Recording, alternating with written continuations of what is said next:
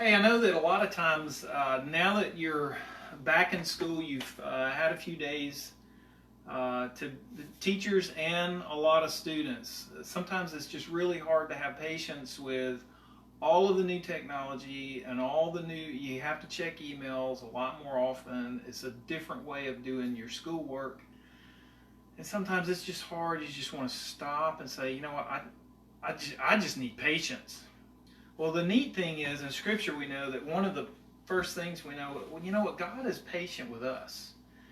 And if God is patient with us, then we know that even in Scripture there is a lot of places where we know that, you know what, in one of our favorite chapters we read, even at weddings, is the love chapter. And what is the first thing in that passage? It says, love is patient. And if love is patient, and it takes patience to make red beans, then there's a lot of love in these beans, I'm telling you. But a lot of times we don't kind of make all the connections. So let's just make a little scenario. Let's say we're going to have some company that's going to be coming over tomorrow. But you don't have a whole lot of time to do things. You want to clean up, get the house in shape, and you don't have a lot of time for cooking. This is what you can do, is make some red beans. A lot of times I use mainly red beans that come in a 16-ounce bag, so I don't have to measure these. This is a 24-ounce bag, so I'm going to use 3 cups. 3 cups of red beans. And I'm going to just dump them in the, because actually I kind of looked at them. You can wash them and you can rinse them. But, so 3 cups of red beans. Then I'm going to put 8 cups of water. I know that may sound like a lot of water, but these are dried beans. So, a lot of water. That's okay. Love is patient, love is kind, and you know what? The working of patience has its good work. So, this is almost halfway done. We're also going to need an onion. I know a lot of people, they have creative ways in cutting up onions. To me, I just want the onions in there. And it's okay to be messy with it. That's not a problem. And this is really good for people that are sensitive, because I really love onions. It's the onion. It's not. Okay? So, it doesn't have to be really pretty, because these are going to cook to pieces. All you want to do is cut them up in good enough chunks that they're going to cook to pieces.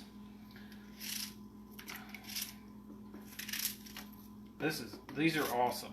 And make sure you use a big onion. You could, if you use an onion that's a sweet onion, it's probably not going to have the best taste. I mean, it's going to taste good because it's onion, and everybody loves onion. Yeah. The other thing that I put in here is sausage, and I know a lot of folks, they love Conaca sausage. I do too, but Conaca, that's what you put on the grill. Conaca, it just doesn't go on red beans because of the skin. The skin is tough. What I like to do is use brine smoky hollow, because whenever it's cooked, it's delicious. Dog. Not hot dog. I'm going to rinse that off, because my house, my rules. Sorry about that. That's what happens when you do things on Facebook Live. It's going to be cooked all night, so it's going to be delicious. Okay? I'm going to cut these in about 3/4 inch to an inch. Woo, that almost hit the ground too. They're round, so they roll. See? Wonderful. Now we get we get to add some spice, but try not to use a whole lot of spice because these are red beans. They're going to soak up everything overnight. The basics, it doesn't take a whole lot. It's going to be salt, pepper, and garlic powder. I really like roasted garlic. We'll put about a teaspoon of all of these. Except for this, you'll want at least 2 of your favorite Cajun. I use Tony's. 1.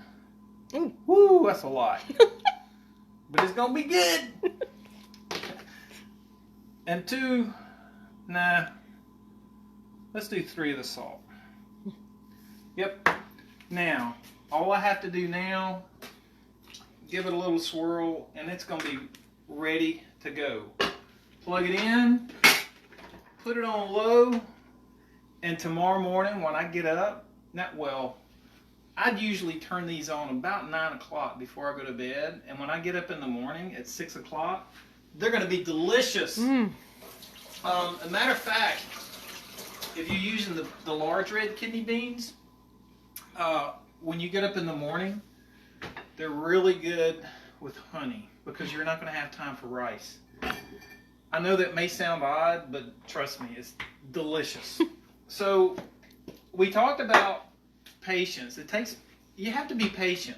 But what if you have someone that says, hey, we're going to be over in about an hour or an hour away or an hour and a half away? It's like, okay, what am I going to do with these? I just put them in a crock pot.